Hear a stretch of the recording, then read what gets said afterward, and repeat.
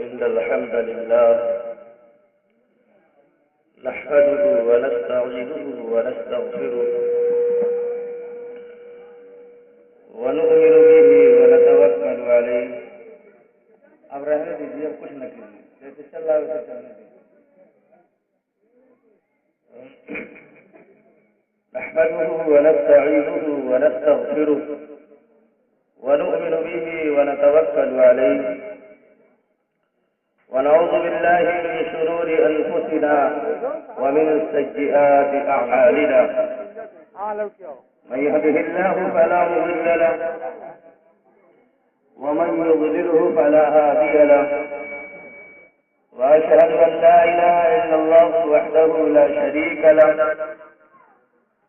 وأشهد أن سيدنا ومولانا محمدا عبده ورسوله صلى الله عليه وعلى آله وأصحابه وبارك وسلم تسليما كثيرا كثيرا. أما بعد، فأعوذ بالله من الشيطان الرجيم. بسم الله الرحمن الرحيم. لقد كان لكم في رسول الله أسوة حسنة.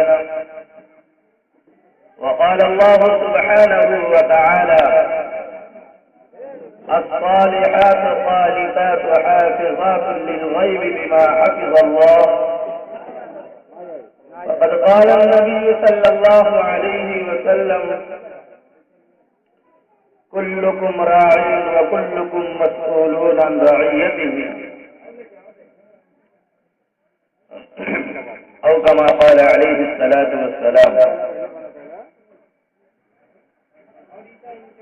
قابل تعظیم حضرات علماء کرام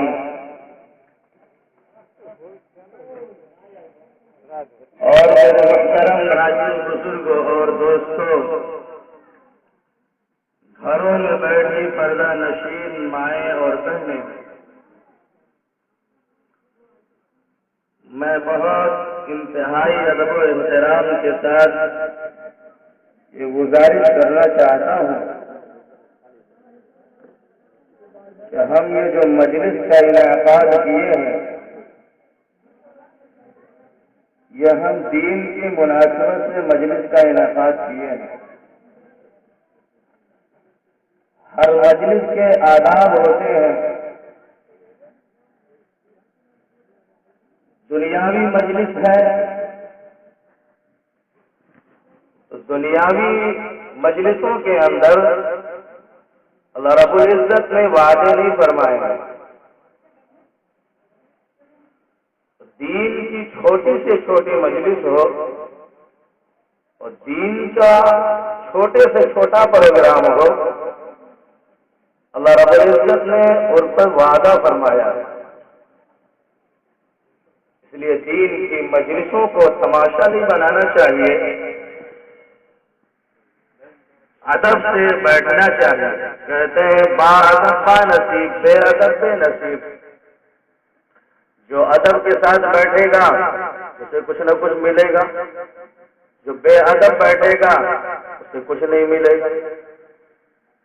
اس لیے میری اہم درخواست ہے ماں بہنوں سے بھی اور آپ حضرات سے بھی کہ جتنی دیر بعد وہ جب تک دعا نہ ہو جائے تب تک انتہائی ادب و احترام کے ساتھ ہم دین کی باتوں کو سنیں.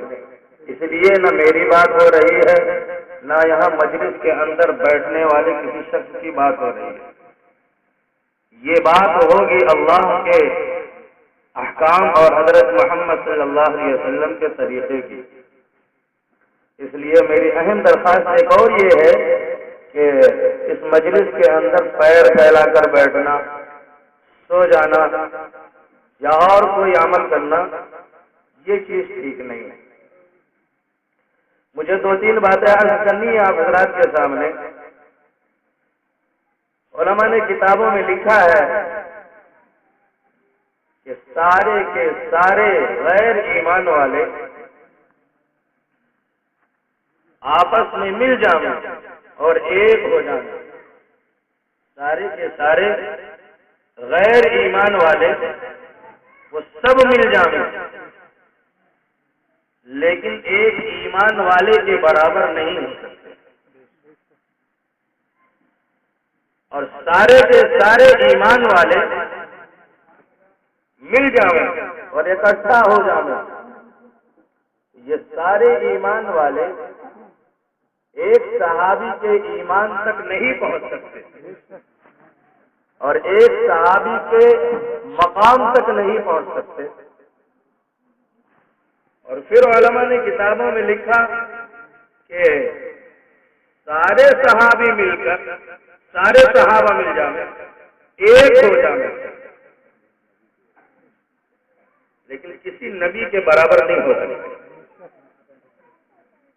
سارے صحابہ ایک ہو جائیں لیکن کسی نبی کے مقام تک نہیں پہنچ سکتے۔ اور فرمایا کہ دنیا کے اندر کم و بیش 1.25 لاکھ انبیاء کرام علیہم صلوات و تسلیمات آئے ہیں، وہ سارے کے سارے نبی مل کر ایک ہو جائیں، لیکن وہ ہمارے آقائے نامدار، مدینے کے تاجدار، امام الانبیاء، خاتم الرسل، سید المرسلین، جناب محمد رسول اللہ صلی اللہ علیہ وسلم کے مقام کو نہیں پہنچ سکتے۔ سارے انبیاء ایک ہو جائیں لیکن اس نبی کے مقام کو نہیں پہنچ سکتے۔ ہم اور آپ جس نبی کے پیرو ہیں اور جس نبی کے شہدا ہیں، جس نبی کے غلام ہیں اور جس نبی کے فدائی ہیں، جس نبی کے عاشق ہیں اور جس پر ہم اپنی جان کو وہ قربان کر دینا جانتے ہیں اور اپنا مال بھی قربان کر دینا جانتے ہیں، فرمایا کہ اس نبی کی امت میں ہم سب کو اللہ رب العزت سے پیدا فرمایا۔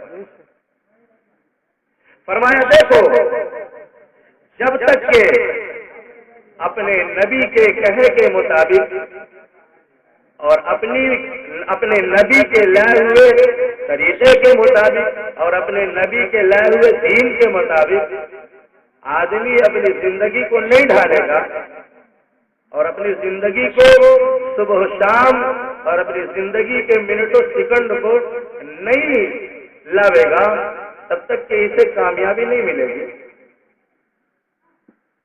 ہر حال میں اسے نبی کے طریقے پر آنا ہی پڑے گا اگر یہ کامیابی چاہتا ہے۔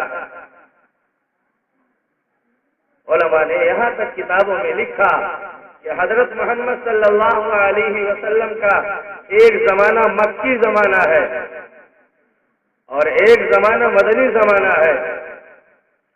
مکی زمانے کے اندر ہم حضرت محمد صلی اللہ علیہ وسلم کی زندگی اٹھائیں گے تو ہم کو ملے گا کہ حضرت محمد صلی اللہ علیہ وسلم کی مفلسانہ زندگی، فقیرانہ زندگی اور مظلومانہ زندگی، ایسے آپ 10 سال مکے کا کیسے گزارے ہیں؟ آپ 13 سالہ مکی زندگی، 13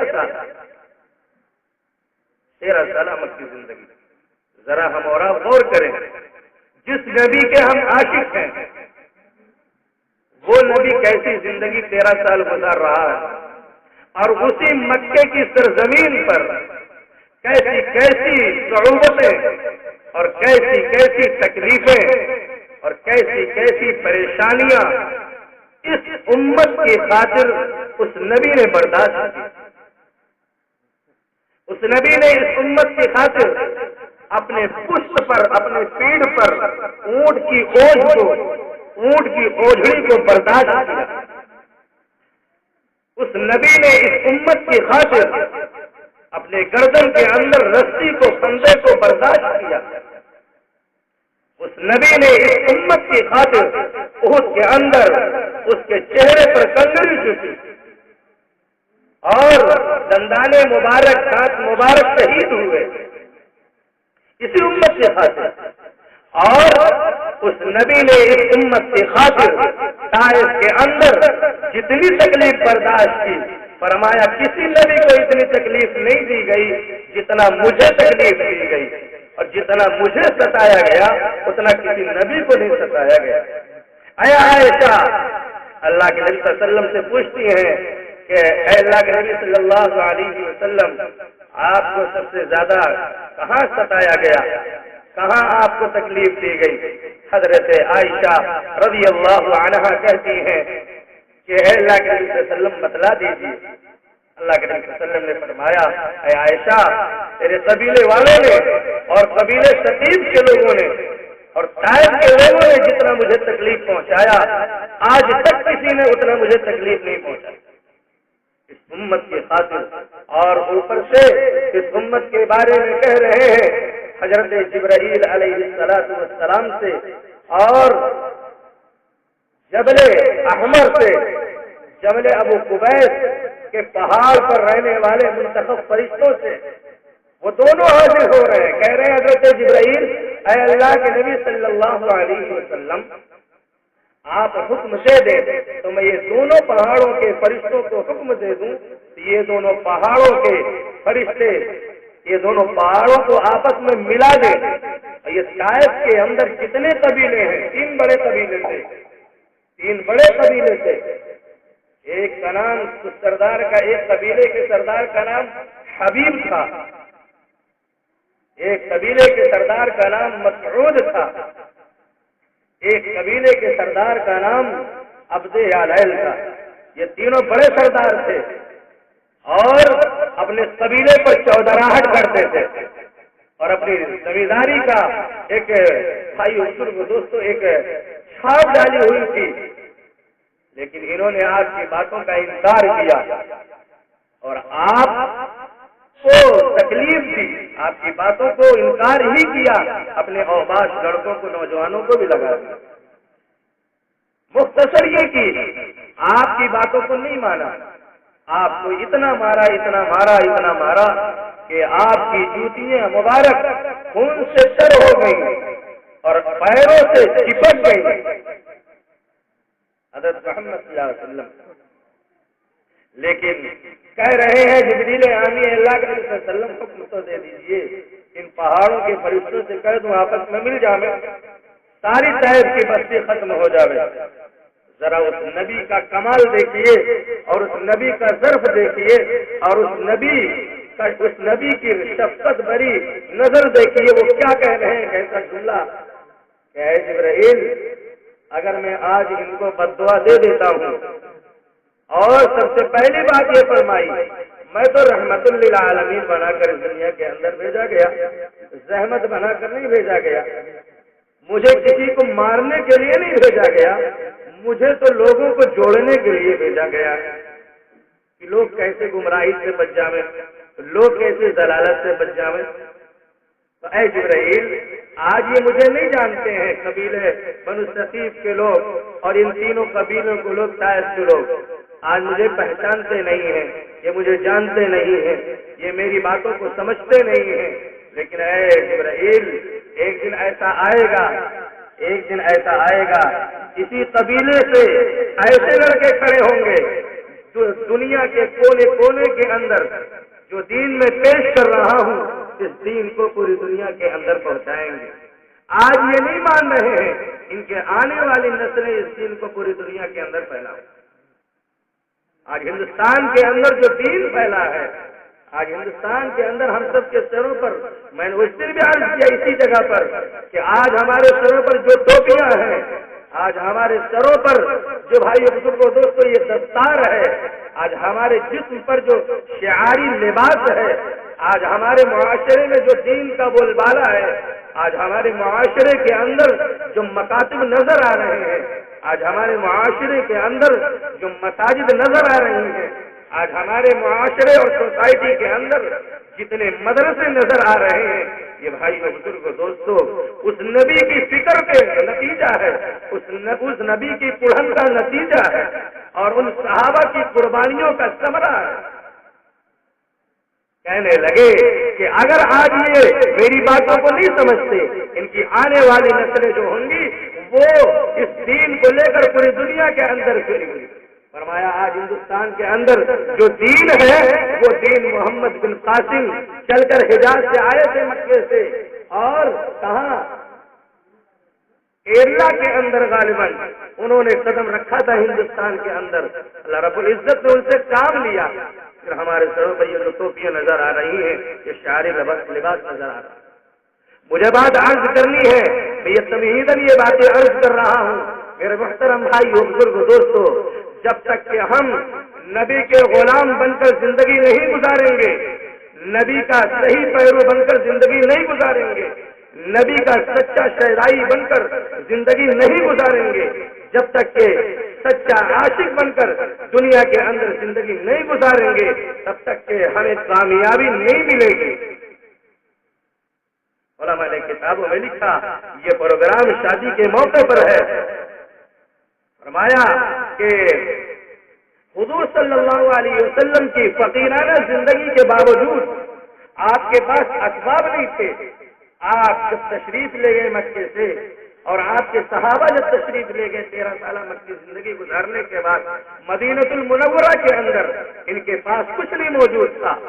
یہ اپنے جائیدادوں کو قربان کیے تھے دین کی خاطر، اپنے باغات کو چھوڑ دیا، اپنی بیویوں کو چھوڑ دیا دین کی خاطر۔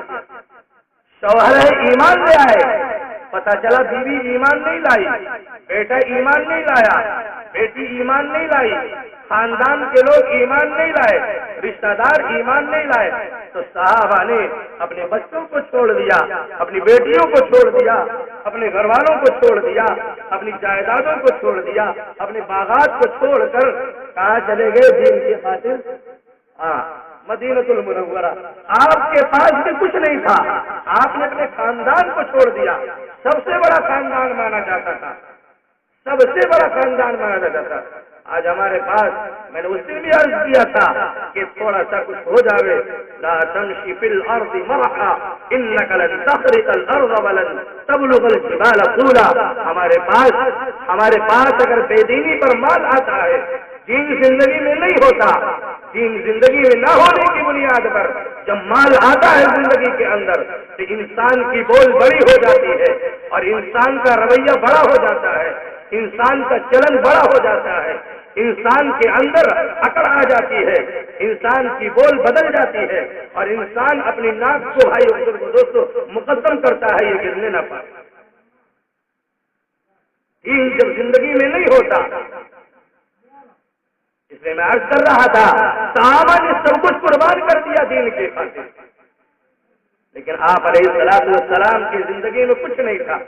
اللہ کے نبی صلی اللہ علیہ وسلم نے شادی کا موقع ہے، میں بات عرض کر رہا کہ حضور صلی اللہ علیہ وسلم نے اپنی فقیرانہ زندگی میں، اپنی مسکنت والی زندگی میں 11 بیویوں سے شادی کر کے امت کو ایک پیغام دیا ہے۔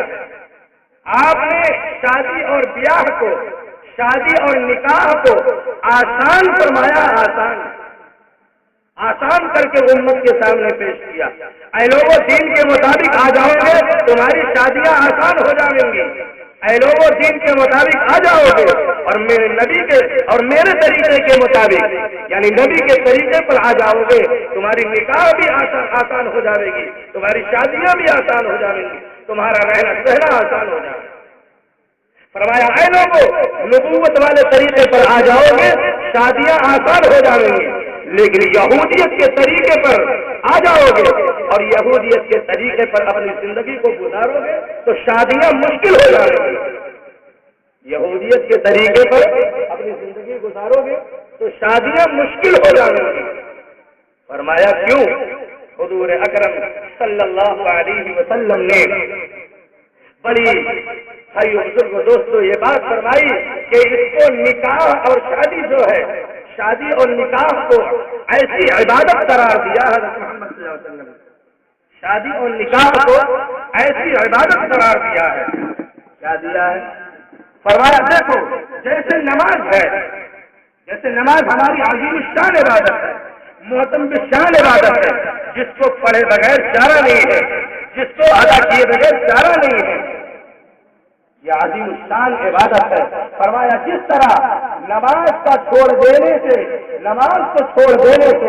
انسان کی زندگی بگڑ جاتی ہے، جس طرح نماز کو چھوڑ دینے سے انسان کی زندگی بگڑ جاتی ہے، ایسے ہی شادی اور نکاح کو چھوڑ دینے سے اور شادی اور نکاح کو بگاڑ دینے سے ایسے ہی معاشرہ اور سوسائٹی تباہ ہو جاتا ہے۔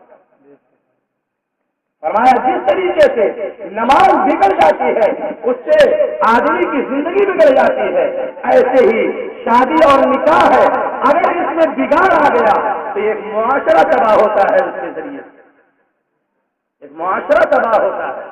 اور فرمایا کہ دیکھو جب نماز ادا کی جاتی ہے، جب عبادت کی جاتی ہے، ان الصلاۃ تنہی عن الفحشاء والمنکر، بے شک نماز جو ہے وہ بے حیائی اور بری باتوں سے روکا کرتی ہے، فحش کاموں سے روک دیتی ہے، برے کاموں سے روک دیتی ہے، چوریوں سے روک دیتی ہے، زنا سے روک دیتی ہے، برائیوں پر بھائی بہنوں دوستوں یہ تالا بن جاتی ہے۔ کون سی چیز؟ وہ نماز ہے، نماز۔ فرمایا اسی طریقے سے شادی اور نکاح ہے، شادی اور نکاح ہے۔ فرمایا شادی اور نکاح اگر صحیح وقت پر اولاد کی کر دی جاوے، بہت ساری برائیاں معاشرے کی وہ بھائی بزرگ دوستوں رک جاتی ہیں۔ شادی اپنی بیٹی بالغ ہو گئی، بیٹا بلوغت کو پہنچ چکا، اس کی وقت پر شادی کر دی جاوے تو معاشرے کی حد درجہ بھائی بزرگ دوستوں جتنی برائیاں وہ ساری قابو میں آ جاتی ہیں، قابو میں آ جاتی ہیں۔ شرط یہ ہے صحیح وقت پر ہم شادی کریں۔ اس لیے میں نے عرض کیا کہ شادی اور نکاح حضرت محمد صلی اللہ علیہ وسلم نے 11 بیویوں سے کر کے آسان فرمایا ہے، اور شادی اور بیاہ کے ذریعے، نکاح کے ذریعے آپ نے پوری امت کو پیغام دیا ہے۔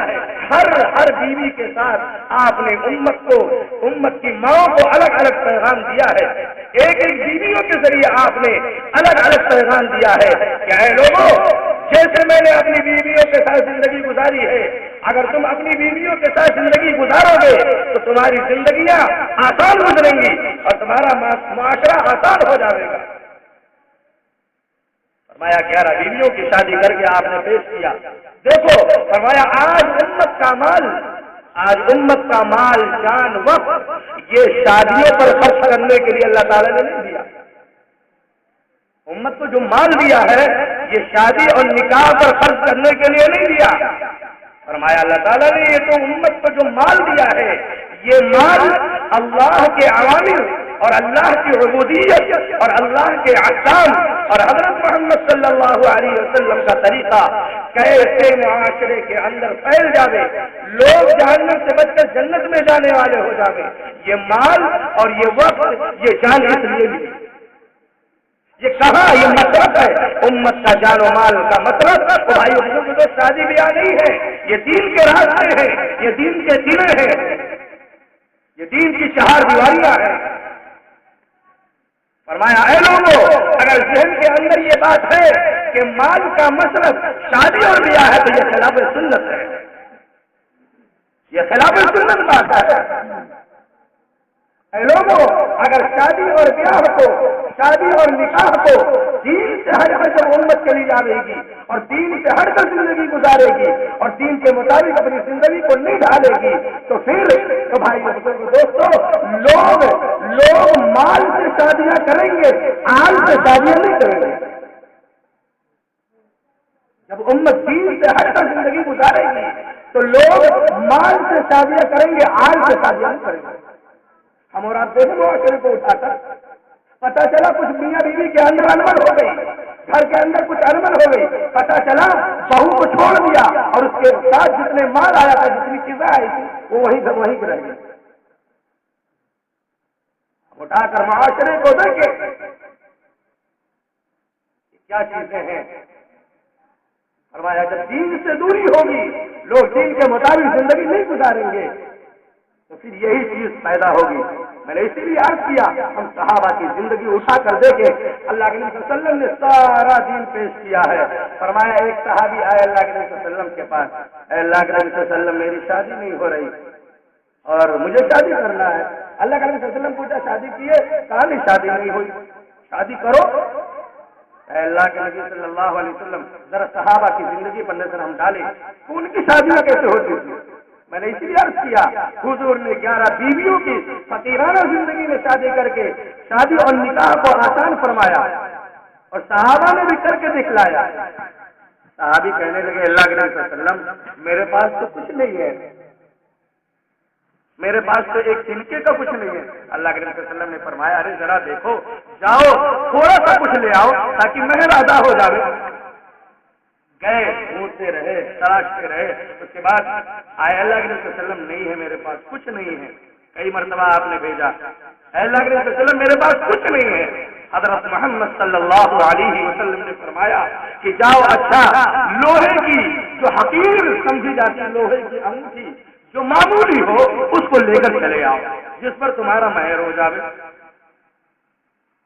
وہ صحابہ کی شادیاں تھیں، کہتے گئے، حالانکہ اسلام کے اندر لوہے کی انگوٹھی پہننا علماء نے لکھا ہے کہ وہ جائز نہیں ہے، لیکن اس موقع پر اللہ کے نبی صلی اللہ علیہ وسلم نے کچھ موجود نہیں تھا، ایک پیغام دینا تھا، اس کی بنیاد پر آپ نے علت تلاش کر کے وہ اجازت دے دی کہ آپ لے آؤ تاکہ آپ کی شادی ہو سکے۔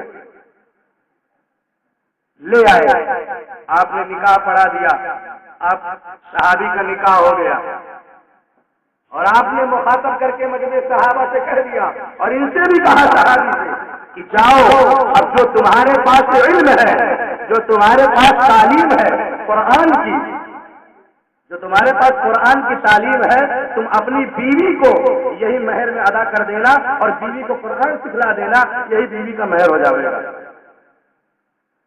کیا کہا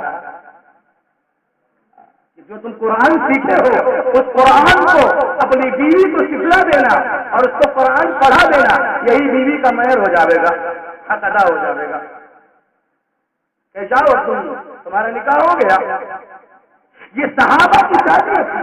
حضرت سعد اسلمی رضی اللہ تعالیٰ عنہ انتہائی کالے کلوٹے اور انتہائی بھاری برکم، کہتے ہیں کہ جب بھائی بزرگ دوستوں ان کے جسم لٹکتے تھے اور ان کے ہونٹ اتنے موٹے تھے، بہت بدصورت تھے، انتہائی کالے تھے، لوگ ان کے شادی کے لیے نہیں آیا کرتے تھے، ان کے شادی کے لیے کوئی رشتہ نہیں لاتا تھا۔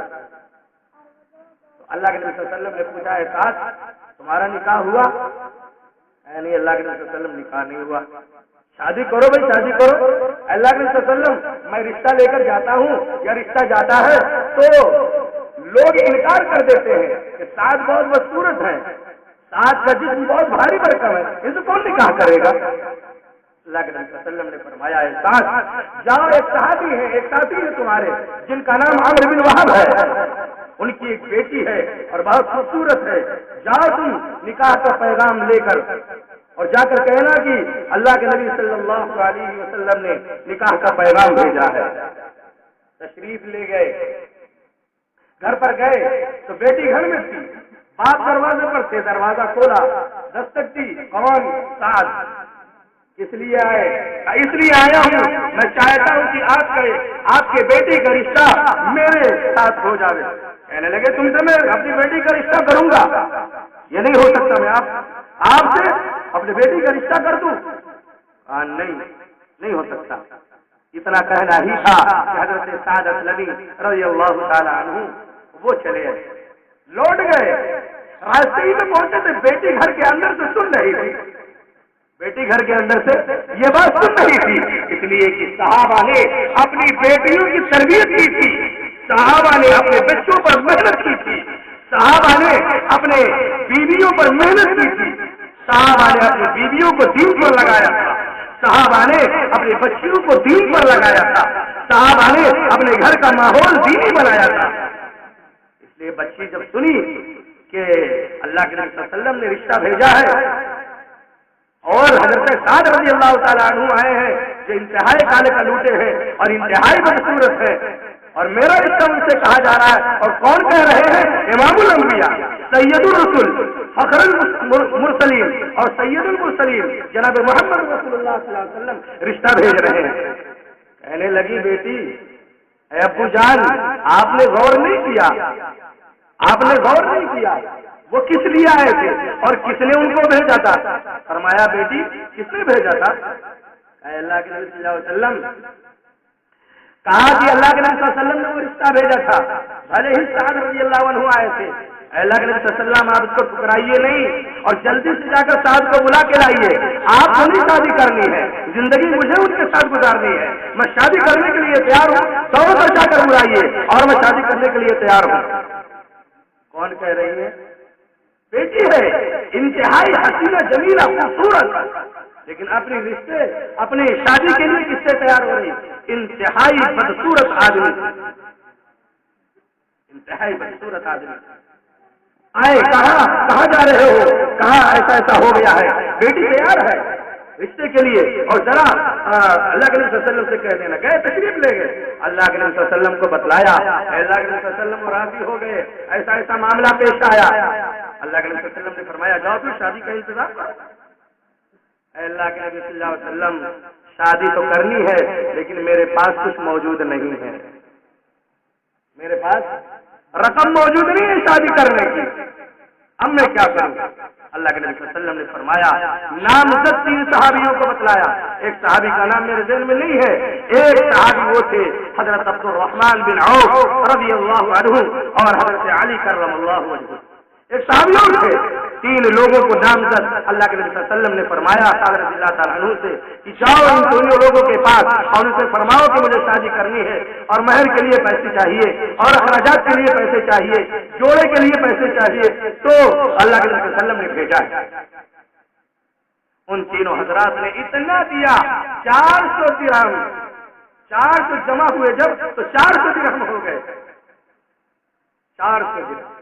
اب یہ خوش ہو گئے اور ایک دم چہرہ کھل گیا، آج تو میری شادی ہو جائے گی اور ایسا ہو جائے گا ویسا ہو جائے گا۔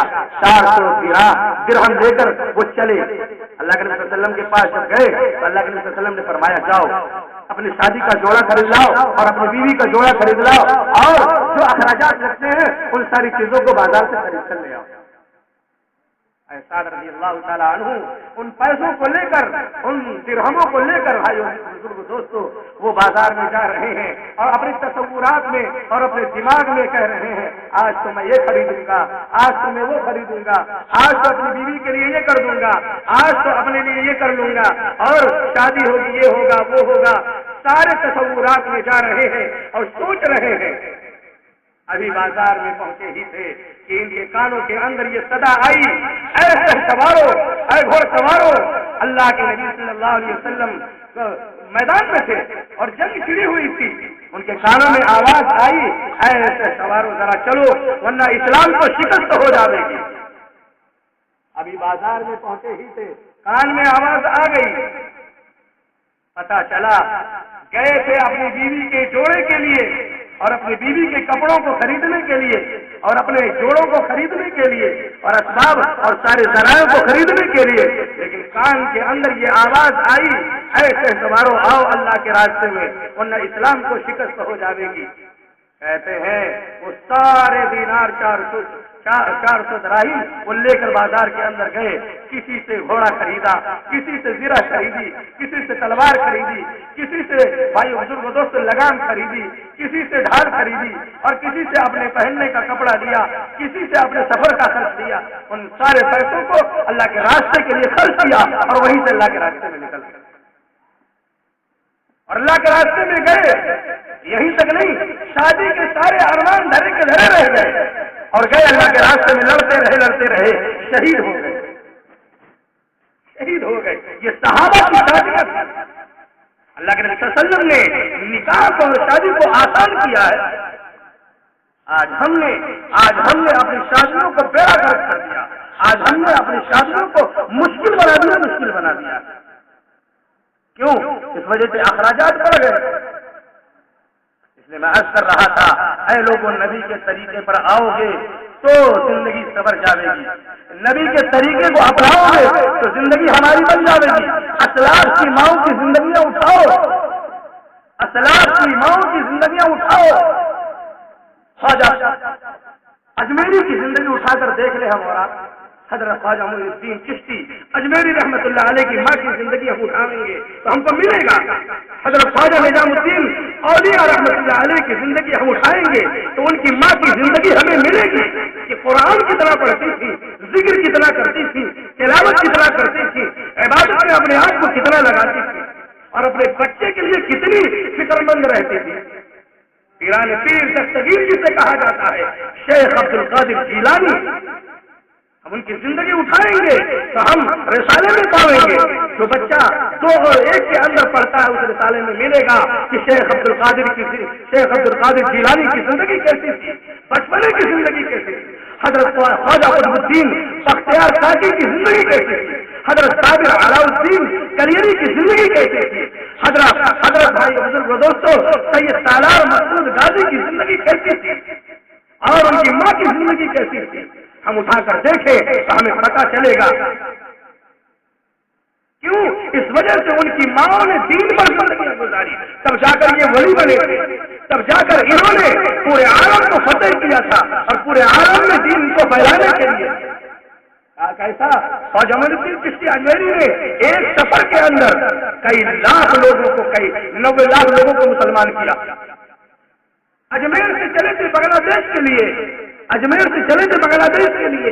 اس سفر کے اندر آپ نے 90 لاکھ لوگوں کو اسلام کی دعوت دی اور 90 لاکھ لوگوں نے اسلام کو قبول کیا. یہ خواجہ معین الدین چشتی اجمیری کی زندگی ہے. چل کر گئے تھے لوگوں کے پاس اور لوگوں کو دین پیش کیا تھا. اور خواجہ معین الدین چشتی اجمیری کی زندگی ہم اٹھائیں گے تو ہمیں ملے گا کہ کیسی زندگی گزاری ہے. اے لوگوں آ جاؤ نبی کے طریقے پر، اس لیے کہ ان کو جو کامیابی ملی، ان کو جو مقام ملا اور ان کو جو سربلندی ملی، یہ نبی کے طریقے پر ملی. اور نبی کا پیرو بننے پر، نبی کا شہدائی بننے پر، نبی کا غلام بننے پر آئی بزرگ دوست، اس لیے ان کو مقام ملا. اور ان کی ماؤں نے قربانیاں دی. خواجہ قطب الدین بختیار کاکی رحمۃ اللہ علیہ کی ماں اپنے بیٹے کی تربیت کیسی کر رہی ہے میں سناؤں آپ کو. فرمایا جب یہ چھوٹے تھے بیٹے کی تربیت کے لیے مصلی بچھا دیتی تھی روزانہ. بچہ پڑھنے جاتا تھا تو بچے سے کہتی تھی جب آتا تھا پڑھ کے تو اے بیٹا وضو بنا لے، 2 رکعت نماز پڑھ لے اور اللہ سے مانگ لے، اور اللہ سے مانگ لے. کیا کہہ رہی ہیں؟ درود شریف پڑھیں آپ حضرات. اللهم صل على سيدنا ومولانا محمد وعلى آل سيدنا ومولانا محمد وبارك وسلم. میں یہ عرض کر رہا تھا کہ حضرت خواجہ قطب الدین بختیار کاکی رحمۃ اللہ علیہ کی ماں اپنے بیٹے سے کہتی بیٹا 2 رکعت نماز پڑھ اور دعا مانگ، تیرا کھانا ابھی اللہ تعالیٰ انتظام کر دیں گے. مصلی بچھا دیتے اور ان کا معمول یہ تھا کہ روزانہ کھانا پکا کر روٹیاں ان کے بھی مصلی کے نیچے رکھ دیا کرتی تھی اور کہتی تھی تو نماز پڑھ لے اور دعا مانگ لے. روزانہ یہ دعا مانگتے اور مصلی اٹھاتے، روٹی ملتی اور کھا لیتے. ایک دن اختصار میں کروں، ایک دن ایسا ہوا کہ ماں کہیں چلی گئی اور دیر ہو گئی گھر آنے میں اور بچے کے مدرسے کا وقت ختم ہو چکا اور بچہ آ گیا گھر پر. اب ماں پریشان کہ آج تو میں گھر پر موجود ہی نہیں ہوں، آج تو میرا راز کھل جائے گا. وہیں سے ہاتھ اٹھائی، اتنی پہنچی ہوئی میں تھی ان ولیوں کی، وہیں سے ہاتھ اٹھائی، اے میرے مولا آج تو راز کھل جائے گا، آج تو بھید کھل جائے گا، تو ہی سب کچھ کرنے والا ہے، میرے بچے کے کھانے کا انتظام تو کر دے. وہیں سے دعا کر رہی ہے اور یہ بیٹا جا رہا ہے، نماز پڑھ رہا ہے، دعا مانگ رہا ہے. کہتے ہیں روزانہ کے معمول کے اعتبار سے اس سے بہتر کھانا اس دن انتظام ہوا. اور جب ماں آئی پوچھنے لگی بیٹا تو کھانا کھایا؟ ہاں ماں میں نے کھانا کھایا، لیکن میں نے آج کھانا جو کھایا ہے وہ روزانہ سے بہتر آج کھانا کھایا. یہ شکر ادا کی اور ہے کہہ رہے اس لیے کر رہی تھی کہ بیٹے کا مزاج اللہ سے مانگنے کا بن جائے. یہ تربیت کی ولیوں کی ماؤں کی زندگیاں. اے میری ماؤں آ جاؤ نبی کے طریقے پر.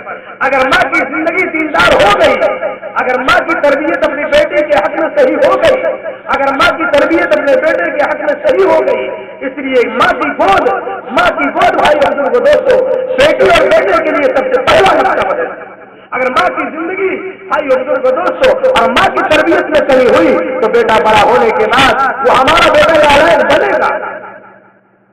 اس لیے میری ماں بہنوں سے درخواست ہے کوشش کر کے اپنے بیٹوں کی اور اپنے بیٹیوں کی زندگیاں ان کی میں ہم شیر شاہ جن کو شیر محسوس کہا جاتا ہے، ٹیپو سلطان کہا جاتا ہے، علماء نے کتابوں میں لکھا ہے کہ ان کی ماں نے پوری زندگی کے اندر جب یہ ٹیپو سلطان بچے تھے، جب دودھ پیتے تھے، ان کی ماں نے کہا میں اپنے بیٹے کو دودھ روزانہ وضو بنا کر پلاتی تھی. مجھے یاد نہیں ہے کہ میں نے بغیر وضو اپنے بیٹے کو دودھ پلایا بغیر وضو. ماں کی تربیت کا ایک اثر ہوتا ہے بچوں پر. اس لیے میری محترم بھائیوں بزرگوں دوستوں اور میری مائیں صحابیات उठा दे, मेरी बात खत्म हो रही है। मैं इबादत कर रहा कि हजरत आसमा की जिंदगी हम उठा दें, हजरत फातिमा ज़हरा की जिंदगी उठा दें, उम्महातुल मोमिनात की जिंदगी उठा दें, हजरत आयशा रज़ी अल्लाह अन्हा की जिंदगी उठा दें। इनकी जिंदगियों से हमें सबक मिलेगा कि इन्होंने अपने शौहरों के साथ कैसी जिंदगी गुजारी है, इन्होंने अपनी बेटियों के साथ कैसी जिंदगी गुजारी है, इन्होंने अपनी बच्चियों के साथ कैसी जिंदगी गुजारी है, और इन्होंने फाके में अपने घर को कैसे चलाया है, फिर अपने शौहर के न रहने पर अपने घर को कैसे चलाया है, अपने शौहर के बाहर रहने पर अपने बेटे की तरबियत कैसे की है, अपने शौहर के गैर मौजूदगी में अपने घर को कैसे चलाया है और अपनी हिफाजत कैसे की है और अपने बच्चों की हिफाजत कैसे की है। हम उठाकर जिंदगी देंगे सैयदा फातिमा ज़हरा की। हर वक्त नहीं मौजूद रहते तो हज़रत अली रज़ी अल्लाह तआला अन्हु कौन है? इमामुल अंबिया की बेटी है, जिगर का गोशा है, जिगर का टुकड़ा है, लगते जिगर है।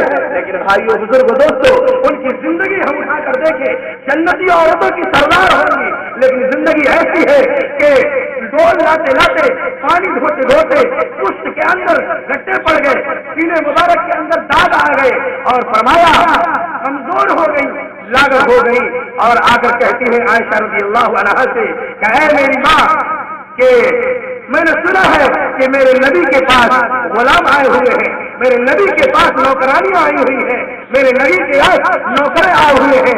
मैं चाहती हूँ कि एक नौकर या एक नौकरानी मुझे भी मिल जावे ताकि मेरे काम में आसानी हो जावे। मैं रोजाना चक्की चलाती हूँ, मैं रोजाना गेहूँ पीसती हूँ, मैं रोजाना अपने बच्चों के लिए पानी पीने का इंतजाम करती हूँ, रोजाना मैं अपने पुष्ट पर लकड़ियां तोड़कर लाती हूँ आग जलाने के लिए ताकि मेरे काम में आसानी हो जाए। जरा सोचिए उस काली कमली वाले पर, जरा सोचिए उस ताजदार मदीना पर जो लगते जिगर हो, जिगर का गोशा हो, जिगर का टुकड़ा हो, उसके लिए क्या कह रहे हैं हजरत आयशा रज़ी अल्लाह तआला अन्हा से। क्या आज आयशा आज फातिमा आई थी, ये कह रही थी और चाह रही थी कि कोई बादी या कोई नौकरानी या कोई नौकर मिल जावे ताकि मेरे काम में आसानी हो जावे। अल्लाह के नबी सल्लल्लाहु अलैहि वसल्लम ने फरमाया, आयशा, जब तक कि मेरे कौम के लोगों की जरूरियात पूरी नहीं हो जाती, लोगों को मैं एक एक करके नहीं दे देता, तब तक कि मैं अपने बेटी को किसी नौकर या किसी बादी को या किसी नौकरानी को मैं नहीं दे सकता। और अपने बेटी को बुलाया, सैयदा फातिमा ज़हरा को, कहा बेटी तू सब्र कर, आज तुझे मैं एक नुस्खा बताता हूँ। और फरमाया बेटी तो रोजाना शाम को जब सोने लग तो 33 मरतबा सुभान अल्लाह, 33 मरतबा अल्हम्दुलिल्लाह और 34 मरतबा अल्लाहु अकबर पढ़ लिया कर बेटी, तेरे पूरे दिन की थकान खत्म हो जाएगी। ये वो काली कमली वाले हैं जो अपने लगते जिगर को ये सबक दे रहे हैं, और हम हमारा हाल ये है जिनके सदाई है, हमारा हाल उल्टा है। फरमाया रवादारी सिखलाई है, खानादारी बतलाया है। हजरत आयशा रज़ी अल्लाह तआला अन्हा ने कहती है मैं आटा भी पीसती थी, झाड़ू भी लगाती थी, हजरत मोहम्मद सल्लल्लाहु अलैहि वसल्लम के लिए इस्तिंजा करने का अलग पानी रखती थी, वुज़ू बनाने का अलग पानी रखती थी, बिस्तर का इंतजाम करती थी और अपने नबी का कपड़ा भी धोती थी। हजरत अब्दुल्लाह इब्न मसऊद रज़ी अल्लाह तआला अन्हु कहते हैं कि जो बीवी अपने शौहर का कपड़ा धोती है, अल्लाह रब्बुल इज्जत उसको इतना अजर देते हैं, 1000 उसको अजर मिलता है। और फरमाया 2000 गुनाह उसके माफ होते हैं और मखलूकात उसको रात भर उसके लिए भाई अब्दुल दोस्त इस्तग़फ़ार करते हैं। हजरत अब्दुल्लाह बिन मसऊद रज़ी अल्लाह तआला अन्हु की हदीस है, जो भी अपने खाविंद का कपड़ा धोती है, जो अपने खाविंद का ख्याल रखती है, फरमाया ये मकाम है। और फरमाया आए लोगों, आए मेरी माए बहनें सुनो, फरमाया कि जो भी अपने घर के अंदर, अपने शौहर के घर के अंदर झाड़ू देती है, उस झाड़ू के देने की वजह से कहते हैं जिस तरह खाने काबा में झाड़ू देने का सवाब मिलेगा, इसी तरीके से अपने शौहर के घर के अंदर झाड़ू देने का उधर सवाब मिलेगा। हम और आप गौर करें, अस्सालिहातु क़ानितातुन हाफ़िज़ातुन लिल-ग़ैबि हफ़िज़ल्लाह बिमा हफ़िज़ल्लाह। फरमाया अल्लाह रब्बुल इज्जत ने कुरान के अंदर नक्शा खींचा है, फरमाया माए बहने अपने घर की निगहबान है। हालांकि सही मानों में अल्लाह रब्बुल इज्जत निगहबानी फरमाता है, लेकिन शौहर के घर मौजूदगी में, घर के घर जिम्मेदार के घर मौजूदगी में, भाई बुजुर्ग दोस्तों, ये बीवी ही बीवी है जिम्मेदार घर की। ये चाहे तो अपने घर को कुंदन बना दे, ये चाहे तो अपने घर को जन्नत बना दे, ये चाहे तो अपने घर को शैतान का आटा बना दे और अपनी बच्चियों को और अपने बच्चों को भाई बुजुर्ग दोस्तों नाफरमान बना दे। और माया खानादारी सिखलाई जाती है, उल्लू समझा जाता है, ऐप समझा जाता है अपने शौहर के कपड़े को धुलना और अपने घर के अंदर झाड़ू लगाना और सुबह उठकर कुरान की तिलावत करना। और भाई बुजुर्ग दोस्तों, सुबह में उठकर अपने घर के बर्तन को धोना। फरमाया उम्महातुल मोमिनात ने ये सारी चीजें की हैं। हजरत आयशा की जिंदगी उठाकर देखो, हजरत जुवैरिया की जिंदगी उठाकर देखो, हजरत खदीजतुल कुबरा की जिंदगी उठाकर देखो, हजरत उम्मे हबीबा की जिंदगी उठाकर देखो, हजरत हफ्सा की जिंदगी उठाकर देखो, हजरत फातिमा ज़हरा की जिंदगी उठाकर देखो। हमें मिलेगा, हम उनसे बढ़कर नहीं हो सकती, उनसे बढ़कर नहीं हो सकती। उन्होंने बर्तन को भी धोया है, उन्होंने लकड़ियां भी धोई है, उन्होंने अपने कपड़े को फरमाया। मुआशरे के अंदर, इस्लाम के अंदर उलमा ने लिखा है, इस्लाम के अंदर सबसे बेहतरीन औरत वो है, सबसे अच्छी औरत वो मानी जाएगी जिसके कपड़े के अंदर घर के चूल्हे का और घर का गर्द गुबार उसके अंदर लगा हो। सबसे बेहतरीन औरत वही मानी जाएगी। मेरे मोहतरम भाई और बुजुर्ग दोस्तों, वक्त बहुत ज्यादा है, वक्त बहुत ज्यादा हो चुका है। बात असल हजरत मौलाना हमारे उस्ताद है, उन्हीं को इंशाअल्लाह सारी बातें करनी है। इसलिए मेरे मोहतरम भाई और बुजुर्ग दोस्तों, मैंने ये सारी बातें इशारतन अर्ज की, लंबी तफसीर है, इसलिए मेरी अहम दरखास्त है सारे भाइयों से, सारी माँ बहनों से, मेरी बात अभी रह गई, वक्त ज्यादा हो चुका। इसलिए मेरे मोहतरम भाई और बुजुर्ग दोस्तों, हम सबको नबी का गुलाम बनना पड़ेगा और नबी की माओ के, नबी की भाई बुजुर्ग दोस्तों बीवियों के मुताबिक अपनी जिंदगी को ढालना पड़ेगा। देखो, आने वाली जो हमारे घर के अंदर जो बहू होगी, आने वाली जो बेटी होगी, जिस तरह हमारी बेटियां होती है, ऐसे आने वाली बेटी भी हमारी बेटी होगी। ये ना समझा जाए, जिस तरह हमारी बेटी होती है, जिस तरह हम अपनी बेटी को चाहते हैं, इसी तरीके से आने वाली बेटी जो होगी वो भी हमारी ही बेटी होगी, उसके साथ भी वही मामला पेश किया जाए। इसलिए मैं अर्ज कर रहा कि भाई बुजुर्ग दोस्तों, ऐ लोगों आ जाओ नबी के तालीम पर, ऐ लोगों आ जाओ नबी की शरीयत पर, ऐ लोगों आ जाओ नबी के भाई बुजुर्ग दोस्तों लाए हुए दस्तूर पर, ऐ लोगों आ जाओ नबी के ऊपर नाजिल हुई किताब पर, कुरान पर अपनी जिंदगी को ढालो, कामयाबी यहाँ मिल जाएगी। इसलिए मेरे मुहतरम भाई बुजुर्ग दोस्तों, अहद करें इंशाअल्लाह हम अपनी जिंदगी को हज़रत मोहम्मद सल्लल्लाहु अलैहि वसल्लम के भाई बुजुर्ग दोस्तों वो उनके तरीके के मुताबिक जिंदगी हम गुजारेंगे नहीं इंशाअल्लाह। खिलाफ राह पैगंबर कदम जो भी उठाएगा कभी रास्ता न पाएगा, कभी मंजिल न पाएगा।